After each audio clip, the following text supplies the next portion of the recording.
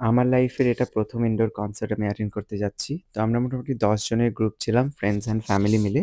আর আমি ভীষণ এক্সাইটেড। আর এর চেয়েও বেশি এক্সাইটিং ছিল যে আমি খুব কাছে থেকেই কনসার্টটা দেখেছিলাম।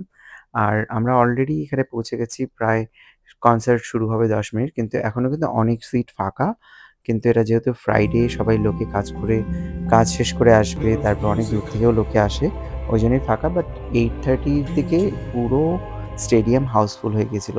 তো যাই হোক আমার এটা একটা খুবই ভালো এক্সপেরিয়েন্স ছিল। আর এত কাছ থেকে দেখেছি মানে এত কাছে সিট ছিল আমাদের মোটামুটি ১০ টা রো এর পরেই। তো খুব কাছ থেকেই শোটা আমরা উপভোগ করেছি। আর এ.আর. রহমানের তো প্রত্যেকটা গান এত ফেমাস। আর আমরা সবাই আমরা ওনার গান খুব ভালোবাসি, ওনার মিউজিক। তো ওনার গানের তালে, তালেই আমরা তাল মিলিয়ে এখানে আনন্দ করেছি। তো মোটামুটি ৩ ঘন্টার শো ছিল। খুবই ভালো গেছে, খুবই ভালো এক্সপেরিয়েন্স সবাই মিলে। অনেক মজা করেছি।